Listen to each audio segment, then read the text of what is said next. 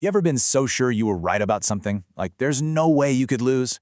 Well, what if I told you that you could actually win a legal case? I mean, have the judge literally call you the winner and still walk away with basically nothing. Yeah, it sounds crazy. Today, we're going to dig into a real court case that has this surprisingly expensive lesson for pretty much anyone who ever has to make a serious complaint. All right, so let's get into it. How can a win feel like a total loss? This whole story is about this really puzzling victory. When you first look at it, the result makes zero sense. So let's try and unpack this thing. Okay, check this out. This is the heart of the problem, right from the court order itself. On one side, the judge says, clear as day, the petitioner is the prevailing party. That's just legal speak for they won. Simple, right? But then, look at the result. They were denied any actual relief. The only thing they got was their filing fee back. So, you win, but you don't? And that's the big question here, isn't it? How can you officially win a case but still lose? How does that even work? Well, the answer, like it so often is buried in the details. And trust me, it's a lesson we can all learn from. All right, to figure this whole thing out, we've got to set the stage. Let's meet the players and get the basic setup of what this fight was all about. Then we can see where it all went off the rails. So the conflict itself is actually pretty simple. You've got Karl Riem, he's a resident, and he's the petitioner. That's just the fancy term for the person who's filing the complaint. And who's he up against? The Respondent, which is his condo association, Rancho Antigua Condos. So Mr. Riem felt like his condo association did him wrong, and he did the right thing. He didn't just fire off a nasty email, you know. He filed an official petition. He kicked off a proper legal process, exactly the kind designed to sort out these types of problems. So far, everything looks totally by the book. Okay, now we get to what seems like the major turning point in this whole story, the opponent's silence. And honestly, this is the part where you'd think the case was decided, right then and there. So what happens? The condo association does absolutely nothing. They get this formal petition and they're legally required to respond to it, and they just don't. I mean, in any competition, if one side doesn't even bother to show up, you'd think the other side wins automatically, right? Game over.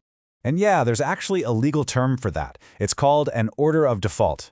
And it's pretty much what it sounds like. It's a legal forfeit. Because the condo association completely failed to act, the court just goes ahead and issues a judgment against them by default. So the logic here seems totally solid, right? Step 1, Mr. Riem files the petition. Step 2, the condos don't respond. Step 3, a default is declared. It really looks like a clear, simple, slam-dunk victory for Mr. Riem. And that is exactly what makes the final result so bizarre. Because what looks like a total open and shut case was, well, it was anything but. Turns out the opponent's silence wasn't the magic key to winning after all. So, wait a minute. If the other side not showing up wasn't the deciding factor, then what on earth was? Let's get right to the heart of it, the judge's ruling, and more importantly, the why behind it. And here it is. This is it. The one sentence that changes everything.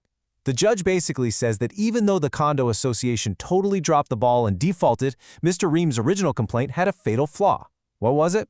He never pointed to a specific rule that the condos had actually broken. And this wasn't just some small detail the judge noticed. Nope. The administrative law judge, Louis D. Kowal, made this the central finding of the entire case. He looked at the paperwork and realized it was missing the single most important piece of the puzzle. And this really lays out the whole problem perfectly. What Mr. Riem's complaint basically said was, hey, they did something wrong. But what the court needed him to say was they violated Rule, 7B of the condo documents, which says this specific thing. Without that level of detail, the judge's hands were completely tied. So, what was the price tag on that missing detail? $550. That's it. In the end, this whole legal battle was worth exactly what it cost him to file the paperwork in the first place, not 1 cent more. So here's the bottom line. The judge couldn't just order the condo association to fix some vague problem because there was no proof of what rule was broken. He couldn't award any money for a violation that was never even mentioned. So the only concrete thing he could actually do was give Mr. Riem his filing fee back. He got the title of winner, sure, but that's all he got. So, what can we all learn from this condo dispute from way back in 2008? It really all comes down to what I'm calling the $550 lesson. It's a huge, powerful reminder about just how important being specific really is. So let's break down the big takeaways here. First, winning isn't just about the other guy messing up. You still have to prove your case, and you have to do it with specifics.